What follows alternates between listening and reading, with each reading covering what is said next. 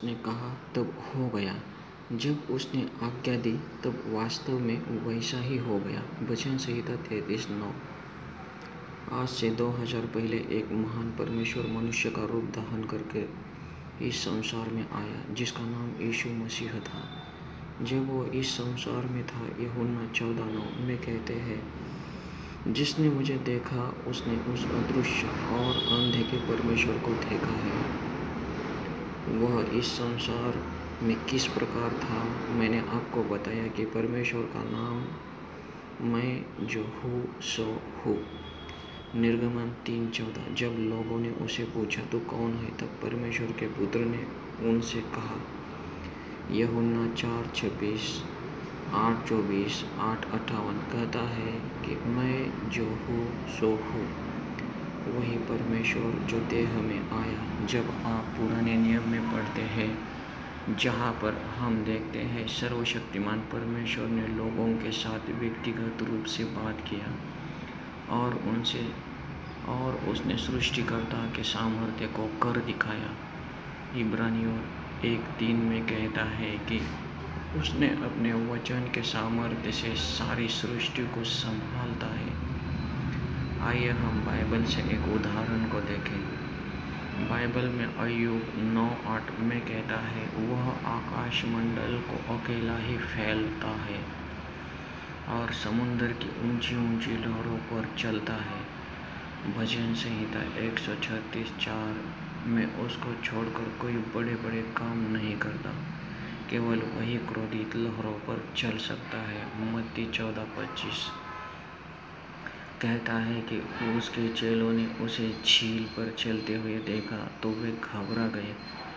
क्या बाइबल नहीं कहती कि मैं ही वह परमेश्वर हूँ जो ऊंची लहरों पर चलता हूँ? यिर्मयाह 5:22, अय्यूब 38:11 में परमेश्वर ने उस महान समुद्र को उसकी सीमाओं पर ठहराया कि उसे पार न कर सके। मेरा शब्द सीमा है। क्या ही सामर्थ्यशाली परमेश्वर वह है।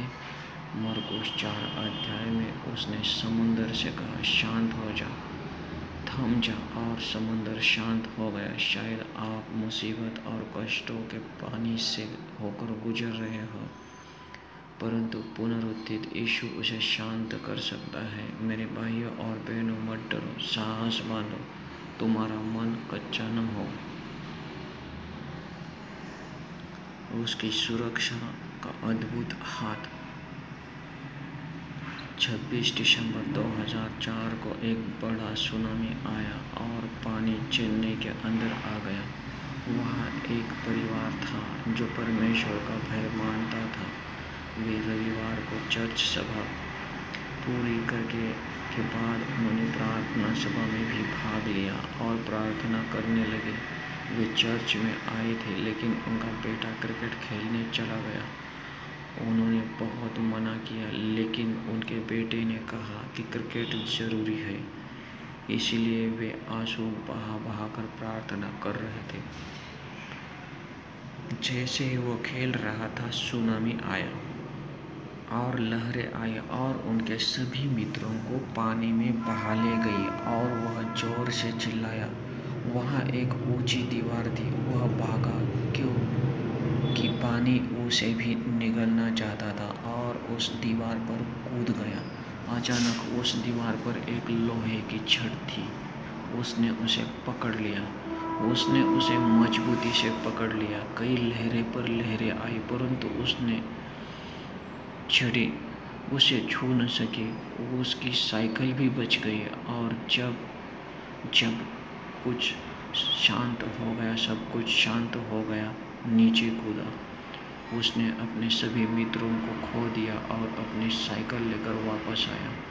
उसके माँ बाप उसे देखकर बहुत खुश हुए। उनका बेटा उन्हें उस जगह ले आया जहाँ पर सुनामी आया था। उन्होंने गाड़ियाँ देखी जो बह गई थी और वे सोचने लगे, इसकी साइकिल कैसी बच गई।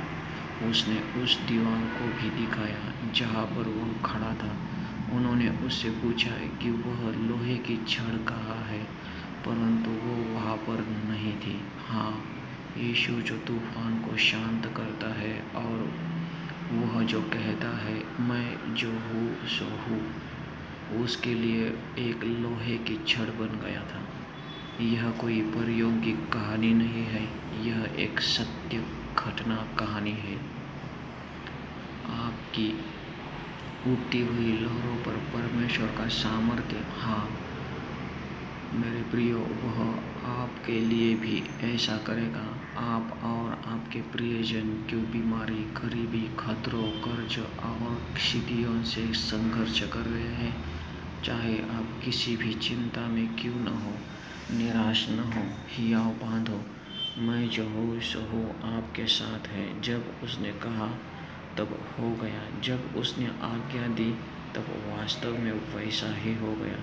भजन संहिता 33:9। वह आपको कभी नहीं छोड़ेगा। वह आपको क्रोधित पानी जैसे समस्याओं से छुटकारा देगा और आपको शांति देगा। वह आपके जीवन में अद्भुत कार्य करेगा।